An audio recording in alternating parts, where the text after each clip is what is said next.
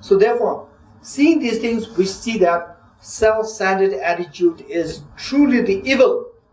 This is what is responsible for all our problems. Any problem that we might have. Any problem that we might have. Right? Any problem that you might. Problem meaning, you encounter with any situation. Say for example, you eat a food and it so happens that the food is stale. Right? And then you start to have a stomach ache. And because of the stomach ache, then you feel, uneasy or little irritated or unhappy. Any feeling of dissatisfaction, irritation, uneasiness coming in us, this is a clear indication that this is because of this self-centered attitude. So here, the moment these feelings, thoughts come in us, like uneasiness, these things come in us, always, instead of blaming others, see if your mind is immediately, spontaneously directed towards inside, that the self-centered attitude within me is responsible for that. Right? Why I am saying this? This is so important. Say,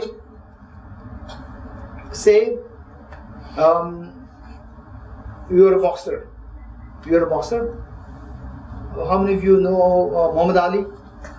Almost everyone, right? And he was at one point, he was the world number one boxer. And he's a legend now, right, in boxing. What made him become world number one boxer?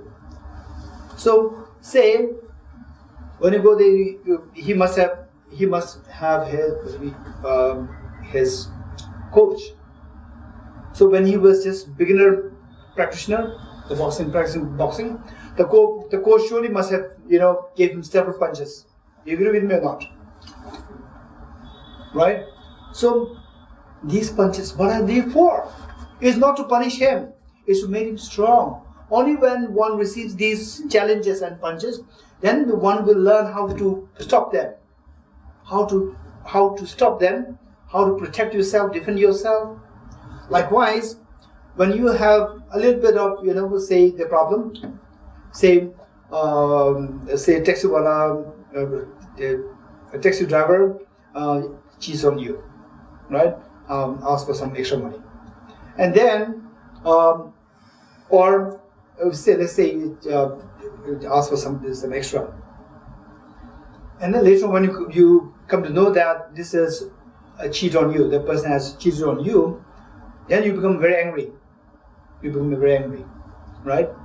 So here, it depends on how you think. Say, oh, this person cheated on me, right? Who's responsible? The person responsible, you're responsible.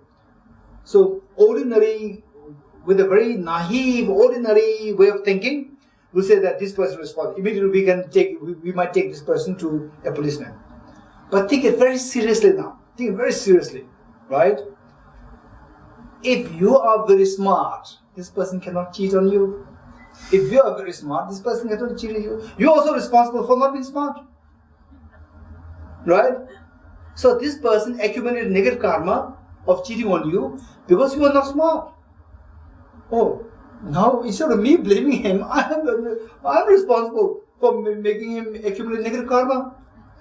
So this person would suffer so much in the future because of me, right? So if you think like this, then irritation will not come. In any ways, the driver has already left. Whether you become angry or whether you become unangry, the extra money will not come back to you. Instead of the extra money coming back to you because of becoming angry, then you may scold your mother, who is the object of the abuse from you, right? The one who is the victim of your anger is the first person is your mother. You scold mother, and the mother talks to you nicely, and you what? Then you start struggling to scold mother, and then your mother becomes unhappy, and then mother may become sick. Some people, the moment they feel this little bit of anger or this atmosphere is little not warm, immediately the person becomes sick. You know about these things? Then you have to take the mother to the hospital. And the hospital people, they are so good at charging you. do this test, do that test, and so forth, right? Which can easily be treated for, say, 100 rupees, and the person will make you pay like 10,000 rupees, right? So this 20 rupees extra charged by the driver, in any ways you are not going to get it, and now because of this anger, you are paying more, 10,000 rupees to doctors, and you are wasting so much time. Thinking like these, we see that what made you do all these things, stupid things, they are all very stupid. You are just making your mother suffer unnecessarily. You are not just making yourself pay more than what you lost. 10,000 rupees extra. And you are unhappy, everyone is unhappy. So what made you do all these things? Because of the anger. And what made you feel angry? Because of the disliking towards that person for cheating on you, right? And this disliking coming to you because of what? Because I lost the money. If somebody else lost the money, 2,000 rupees lost, still you are not worried. And you lose 20 rupees, you are very angry, right? So what made you have this attitude that others lost such enormous money, still you are not worried, and you lose 20 rupees, you become so angry because of self-centered attitude.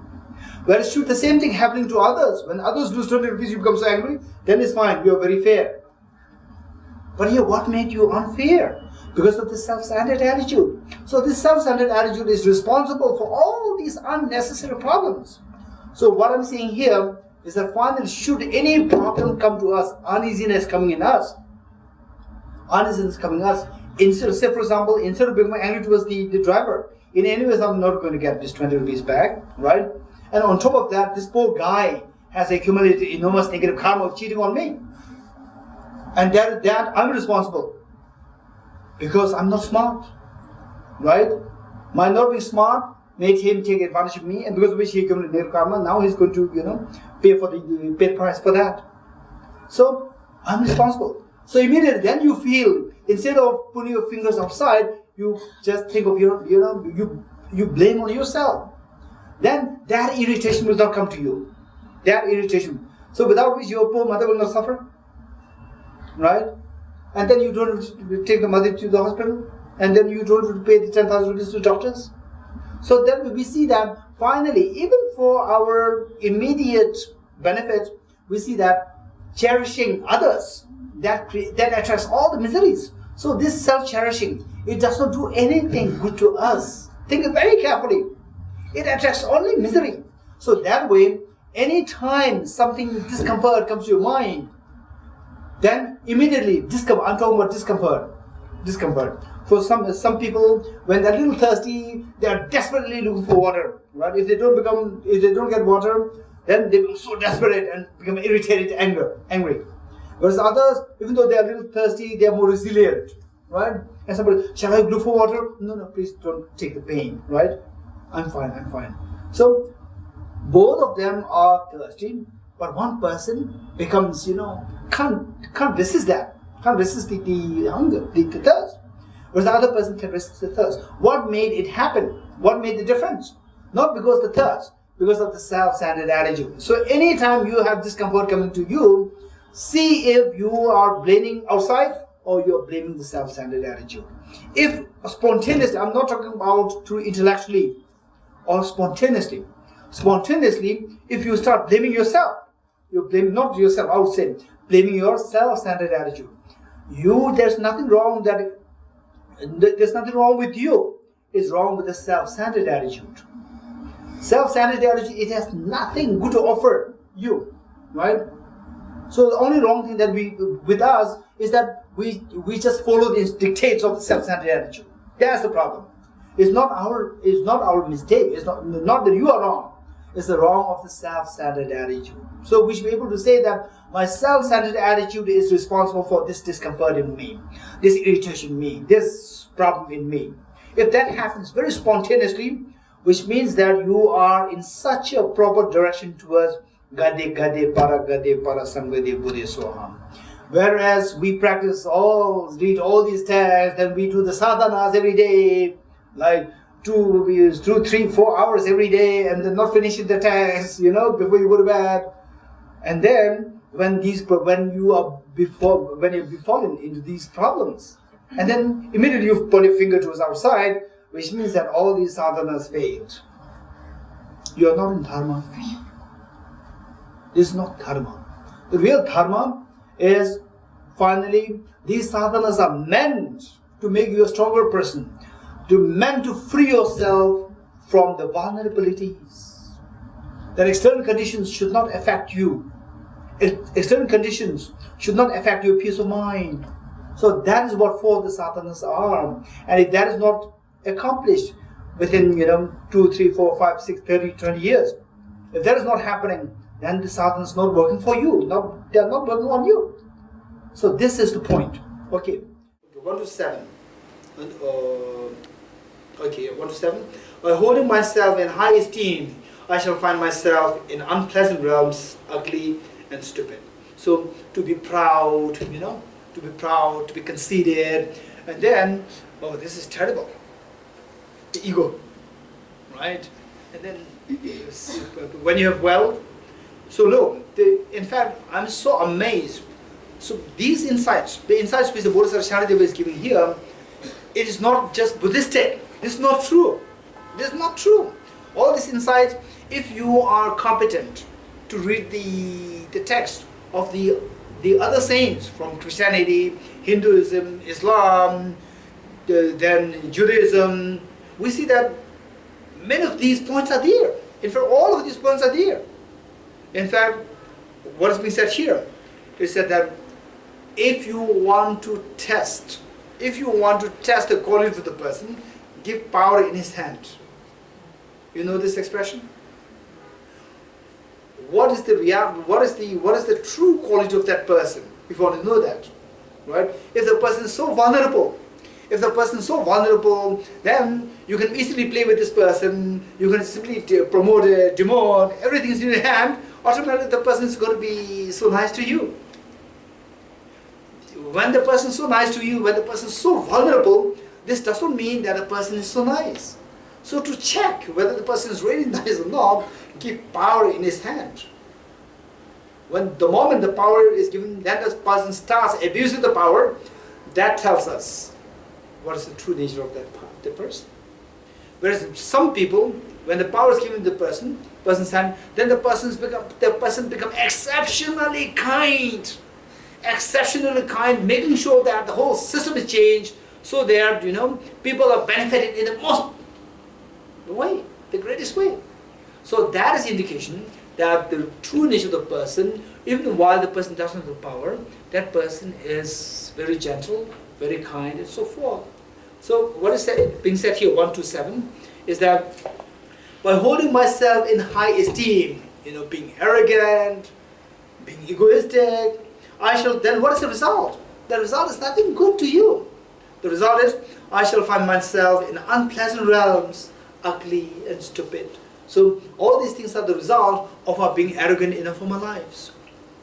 Then, but should this attitude be shifted towards others, rather than being arrogant towards, arrogant yourself, paying esteem towards others, and then respecting others more, and then being considerate towards other sentiments. So the more you have the same attitude, but the object is different, rather than just inflating yourself, you just give the same consideration towards others more. But should this attitude be shifted towards others, I shall acquire honor in a joyful realm.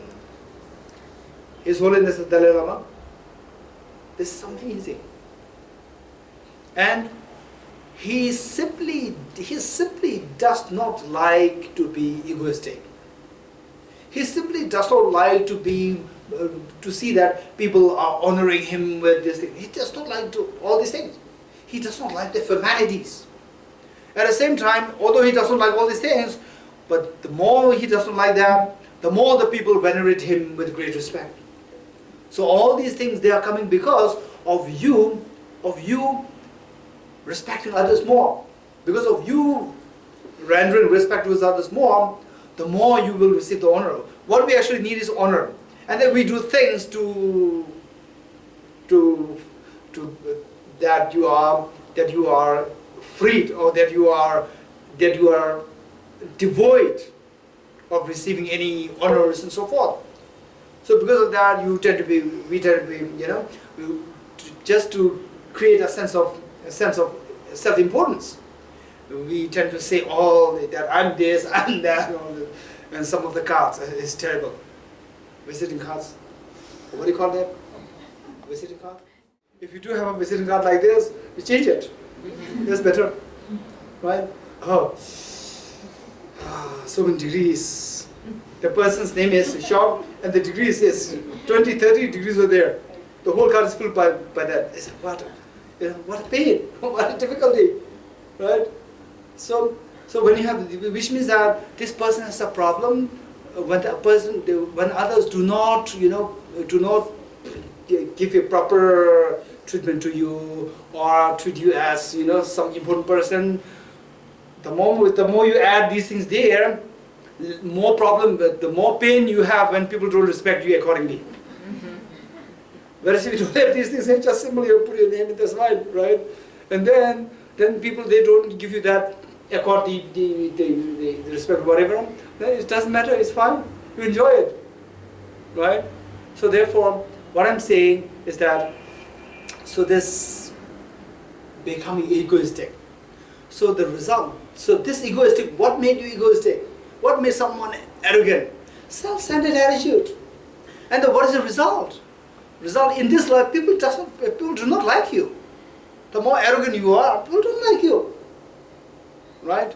In fact, I was so amazed, impressed by, there's one professor known as Professor Vivek. Professor Vivek, I'm so impressed by him.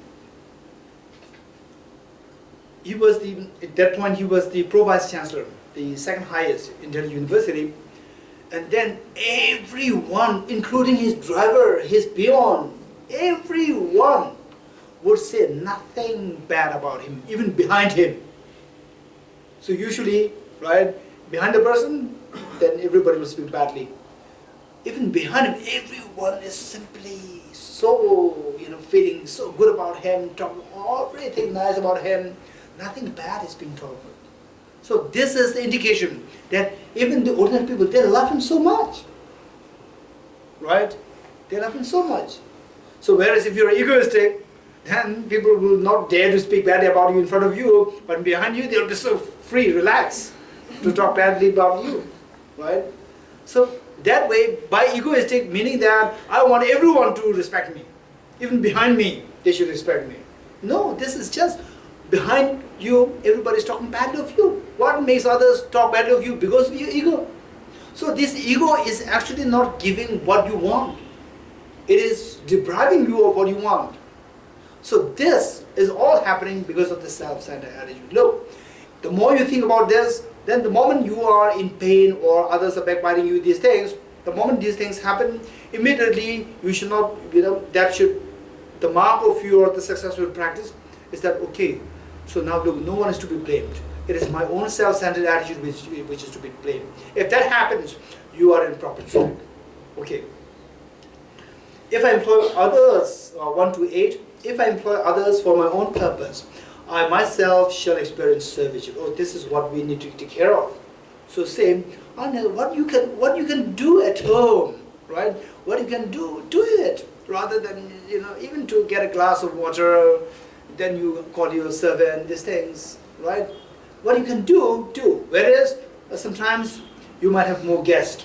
You might have your guests, and then you might have your the elderly parents. For them you need help, then you can ask your servant like this. So, but then overall speaking, the point is that if we tend to make others work for you with no specific reasons and purpose, then the result is that in the future lifetimes you will be born as servants and in this status. This is very dangerous. So it says, 1 to 8 again, if I employ others for my own purpose, I myself shall experience servitude. But if I use myself for the sake of others, I shall experience only lordliness. You say, all the good things that we experience is only the result of everything is dependent originated. Things come into being by dependence on other factors. Everything is dependent originated by dependence on other factors. So What are the factors for our, say our wealth? Is it because of the practice of generosity in the former lives? What is the practice of our being taken favorable human birth? It's because of the practice of non-harming in the former lives. Not harming others, not, abusing others, and so forth. So we see that if I employ others for my own purpose, I myself shall experience servitude. But if I use myself for the sake of others, I shall experience only lordliness. So all the good things that one experience, say for example, you have a proper eyesight. Say you have very good eyesight. Say you may be in your age 60, 70, 80s, still you do not have to use glasses. There is also a positive karma, right? And then you may not have, you may have a very weak eyesight, and then at the same time you get a very beautiful glass. This is also a positive karma, right? Some people, they have very poor, weak eyesight, but they don't have the proper eyeglass, right?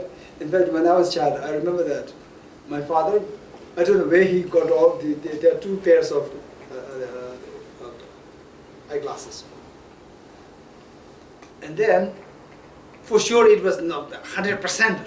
100%, I don't know how he got them, right? So, my family situation is very poor. And then for sure he didn't go to the what? Ophthalmologist, what do you call them? Huh? Ophthalmologist. Precisely.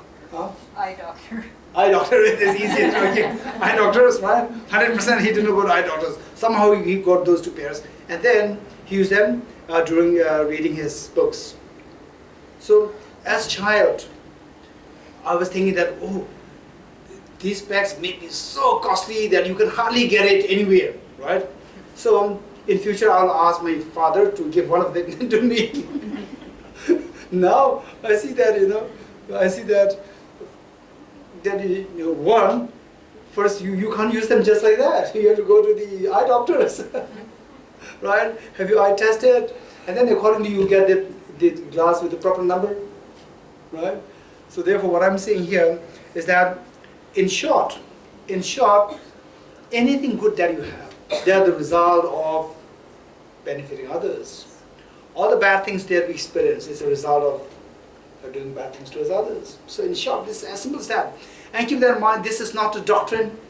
This is on the principle of dependent origination. Principle of dependent origination. Simply by dependence on the various factors, then the results come into being. And a factor of harming others, the results will be in the negative experience for yourself. Okay, now the summary by the author.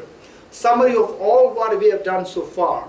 So if I would ask you the question, up to this point, particularly stanza 1 to 5, 1 to 6, 1 to 7, 1 to 8, these four stanzas, if we are to correlate these stanzas, what is said in these stanzas, with 9 steps, where are you going to put them?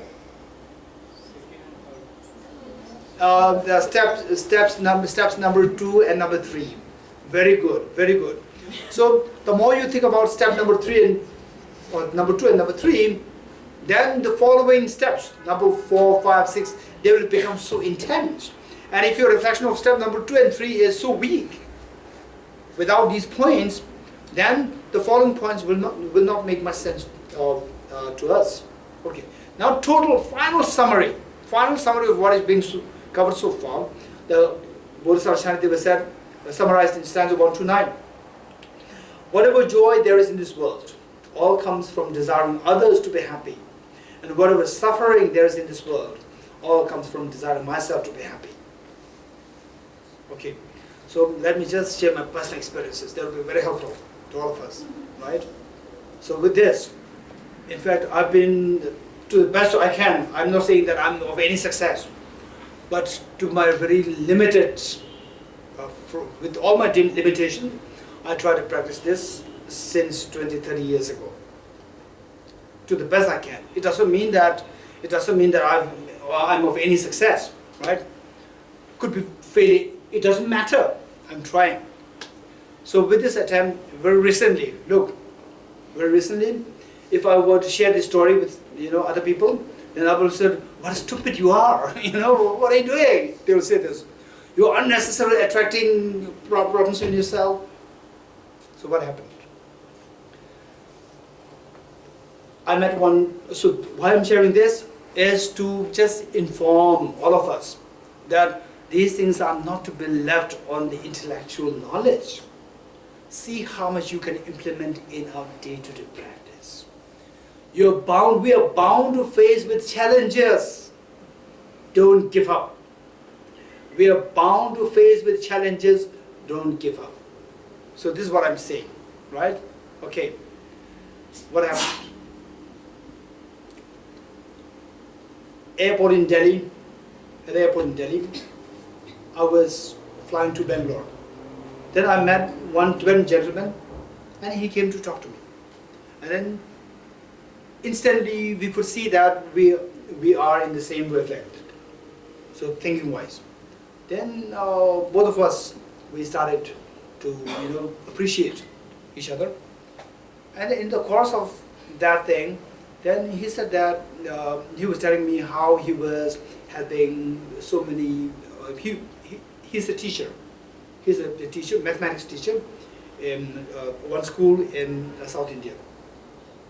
Then he was sharing with me how he was helping with a number of destitute children. And then wow, it's so good that you are doing that job. I'm so happy. So this is exactly what I'm thinking of doing in relation to a school in North India, Himachal. So I'm so happy that there's someone like you who is doing this out. It's so good. And then I told him that, okay, so from your side, should you find such students already particularly aged, say in class 10, 11, 12, who are about to graduate from the school and still so poor, no family background, like that, then please don't hesitate to give some money or whatever little help, then I'll be so happy to contribute. I told him. Then he said that there are 4 girls who are all very poor, doing science stream, taking science, and in the schools, nowadays in the schools, in some schools, the Tibetan students, children, taking up science, particularly girls taking up science is so less. And then all the 4 girls, they are taking science, finishing science, is so good. And then he said that they are all their problem. And then I said, okay, fine. I left some money with him, and I just helped. Then what? Then after that, it's not the story. Then after that, they have to go to college. The college, it involves simply expenses, heavy expenses. And from the form, the teacher, he asked them to write letters of, the thank you letter to me. And then I said, this is nothing, don't waste your time writing this letter. Think of joining a college, look for your colleges. Because time is running out. And finally, of the 4, somehow they were, some of them joined this institute, that joined, and then one girl was left. And she was thinking of no idea, no direction, doing nursing. And nursing, there are 2 categories, BSc nursing and general nursing. And then she did science stream, biology, in class 12, and now think of doing general nursing, because most of the Tibetan girls are doing general nursing. No clue. Then I said, no, you have done your science. Then after general nursing, then if you have to take again post-BSc nursing, you will take another 2 years. Waste of resources, waste of your time. Do BSc nursing directly. So this is a new instruction that she got. And that's not the end of the story. Then, recently I received a call saying that BSc nursing, the expenses is like this, and general nursing expenses like this. And then the director in the Tibet Youth House in Bangalore, he was so kind. Somehow he got help. Somehow he managed to seek concession to the scholarship on the ground that she's very poor. Then a result call to me. Okay, so this is the situation. Now I applied for BSc nursing and the scholarship this, and the scholarship that I'm getting from the school or other sources is this, and now I am lacking this amount. Then I wrote to my friend somewhere. I wrote to one of my friends somewhere, and then the friend asked me lots of questions. What if this? What if that? All the questions. Then these questions, it's also like I'm this girl's mother, right? And then all the things happening on me, right? Then I have to write so nicely. Okay, yes, I understand it, like this. And a thought came in me. Okay, so it's like someone is abusing me, right? For no reason, for the responsibility that I'm taking. Okay, so this is all because of what? Because of me trying to help someone who is in such a desperate situation. Okay, shall I quit there or no? Then it is in your hand. Then a thought came in me that, wow, I'm so fortunate to have this, this poor girl. And I'm so fortunate that I have this person who is, writing this letter. What if this? What if that? So many questions, right? So I should be answerable to all these questions, right? I felt so happy, right? Had it not been the case, if I can't even face this challenge, how can I expect to become Buddha for the benefit of all sentient beings, right? Then I thought, this is such a great opportunity, right? So then I said, no. If this is where generally people step back, the moment people see that they don't have any incentive, they do not have any benefit. And then unnecessarily you are getting trapped in problem, right? So the best thing, easiest way is what? Oh yeah, I understand you all, I know this problem. And this is, anyway, I'll say no to this girl, and okay, sorry, I tried this, and this person is not ready to help, I'm very sorry. I can say this easily, then my problem is over. But in actuality, where are you heading towards bodhicitta, or you are stepping away from bodhicitta? It's in your hand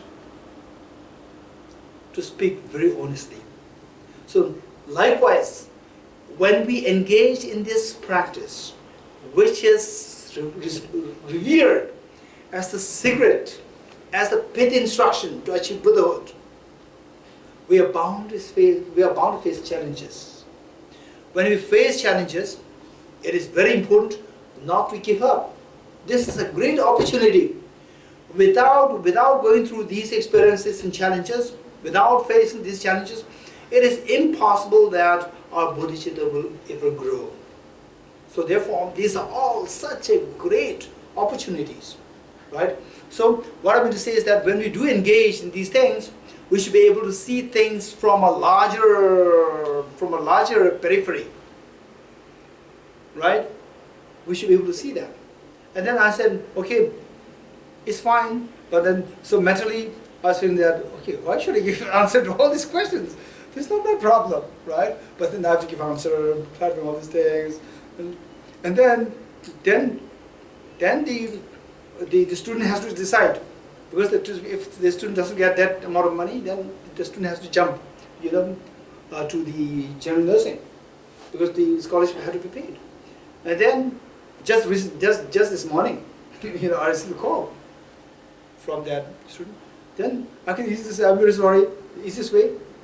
But I said, don't worry from your side, just apply, don't worry. Something will happen, don't worry. So that I'll make sure that it happens. Just apply. And then, so whereas you may not pick up the phone, or you may say no, sorry, right? So what I'm saying is that this is a journey which is so precious. This is a journey which in the ordinary world we don't see this happening. See this happening. Say like Mother Teresa. Mother Teresa, she's not a Buddhist. She's not a Buddhist. But this is a journey that she went through. So what I'm saying, this is something which people do, and yet when you're faced with a challenge, then you step back. That is the greatest failure. That is the greatest failure for yourself. And of course to others, for yourself. Because you will never, and then what makes you pull back? Self-centered attitude. I should not be the problem. This self-centered attitude is what makes you pull back. So this self-centered attitude is the victory. It's the victor now. As long as the self-centered attitude is the victor, has victory over you, you will never have the greatest happiness. So this is what I'm saying. So therefore, this thing which the ordinary people cannot digest. Ordinary people see this, why are you taking the problem on you, unnecessarily creating problem on yourself? Why are you trying all these things? Right? So because that this is something which the ordinary people cannot digest, this kind of teaching is known as the pit instruction and the secret instruction. Right? Okay, so what I'm saying here is that what the Bodhisattva Shantideva said here, page 129, keep in mind that whatever joy there is in this world, all comes from desiring others to be happy. And whatever suffering there is in this world, all comes from desiring myself to be happy. So this is the final mark. You gain conviction in this, then you will never pull back from working for others. Actually, I'm working for others, not for others, for myself. Because what? Because working for others, it undermines my self-centered attitude. And the more self-centered attitude is undermined, I'm relieved from many of the problems. And above all, because of this, then my Buddha nature, self-centered attitude, obscuring the Buddha nature, self-centered attitude gets removed. Then the Buddha nature becomes vibrant. Then you are the first person to be the recipient of the benefit of cherishing others. Your Buddha nature, it becomes disclosed. The moment your bodhicitta is disclosed fully, then what happens? Then you are freed from vulnerability. You are not vulnerable to any other factors, because the greatest store of the happiness is fully unraveled. When that is unraveled, you don't have to depend on other factors for happiness. Because your happiness, the greatest store of happiness, that is unraveled fully. And then when you are very confident with your own happiness, then what need you have to depend on others for happiness? Then others cannot affect you. So this practice of bodhicitta, while this is very challenging, at the same time, if you gain conviction in this stanza 129, whatever joy there is in this world, all comes from desiring others to be happy. And whatever suffering there is in this world, all comes from desiring happiness for myself.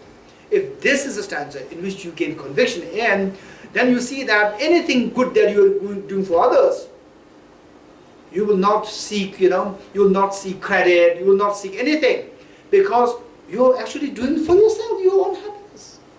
Right? If this conviction that you get, then you will not find any difficulty in engaging in the welfare of other sentient beings. Okay, 130. What needs there to say much more? Okay, this is a brilliant, supporting reflection. So it says that you look at the sentient beings, you look at the Buddhas, and sentient beings, they are suffering terribly, and the Buddhas, they are totally freed of suffering, and they are actually experiencing the ecstasies of the Buddhahood eternally. So what makes the difference? What makes the difference? Nothing else. Not that Buddha Shakyamuni, he's experiencing now the brilliance of the Buddhahood, right? The bliss of omniscience, because he was born as prince. And we are suffering samsara because we are born as ordinary people. No, that is not the reason. The reason is very simple. Because he practiced Adhyasharishya mind, and we are under the dictates of self-centered attitude. We practice self-centered attitude, and he practiced Adhyasharishya mind, Bodhicitta. So as this is the only difference, which is accountable for how he is a Buddha and how we are miserable, we are suffering beings. Right? So he says 130, what need is there to say much more? The childish work for their own benefit, self-centered attitude. The Buddhas work for the benefit of others. Just look at the difference between them. So what is the result of Adhyasharishya mind? We are the proof. What is the result of what is the result of sense-centered attitude? Oh, miseries. And what's the proof? We are the proof. We the sentient beings who are suffering, we are the proof. Since time immemorial until now, we have been trusting. We have been following the self-centered attitude. And what's the result? The result is misery. And where's the Buddhas? Since time immemorial, they practice self-centered attitude. Then at one point they were awakened. Okay, self-centered attitude, now enough is enough. Now I will experiment it differently. So far this self-centered attitude failed to bring me happiness. Now I will experiment with other cherishing.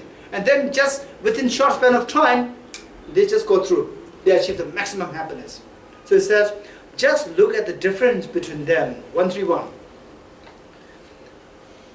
Now, instead of cherishing others, if you cherish oneself, what's the problem? So we see that finally what we see, I have never asked this, we never began this class by asking the question, why dharma? No. We began the class by asking the question, what do you need? We did not begin by asking the question, what do other sentient beings need? This was not a question. The question was asked, what do you need? What do you want? And then the answer is, I want happiness. The next question, what degree of happiness? The maximum happiness if possible. Right? For that purpose, we see that the greatest of the happiness which we seek is what is being deprived due to the self-centered attitude. And the worst of the miseries which we shun, that is all attracted by the self-centered attitude. So this is what the deception we are in. We are still not disillusioned. Whereas the Buddha Shakyamuni and all these Bodhisattvas, at a certain point they were awakened. And then they are already enjoying the greatest of the benefits of the Buddhahood, the perfection, perfect knowledge, perfect love, and perfect power. And we are suffering terribly. While we all have the potential for the greatest of the happiness. What is the final potential of greatest happiness? Buddha nature. Buddha nature is within us. If we have this Buddha nature disclosed fully, then we don't have to depend on any other factors for happiness. Right? So then the Buddha nature is not disclosed. So what is responsible for this Buddha nature not being disclosed? Who is responsible? Self-centered attitude. So look what this self-centered attitude has been doing to us. How vicious that is. One, it is depriving us from the most precious treasure to be becoming displayed. Self-centered attitude is stopping us. Then because there is no display, now we are vulnerable. We depend on others for happiness. You agree with me or not? We depend on others for happiness. And then the others who can give you happiness, this self-centered attitude pushes them away. You getting it?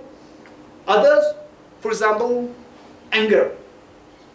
Right? When anger arises, then we don't see the negative effects of anger. Right? We feel as though like we are so courageous. It is giving us such a false, deceptive courage. And then it pushes away all the good people away from you. When the good people are away from you, who's going to give you all the good things? You don't. Then you are deprived of all the good things. So when we don't have this Buddha nature disclosed fully, then we are in samsara. While in samsara, we depend on others for your happiness. And this self-centered attitude pushes away others. And then you are deprived of the happiness. So, in the long run, the Buddha nature, that is obscured by this self-centered attitude. Then immediately, when we are dependent on others, again this self-centered attitude pushes away all the good people away from you. right? Help us away from you. And then it makes you not to meet with good people. Because of, say when you're very angry, this anger, it destroys the virtues. Good people, meeting with good people is the result of positive karmas. And the anger destroys the positive karma. So the anger is the result of self-centered attitude. So this self-centered attitude, it makes you engage in such an act that all the positive results of the positive karmas are distant from you, and which includes meeting with good people. Without good people, only bad things will be attracted to you. That is also the result of the self-centered attitude.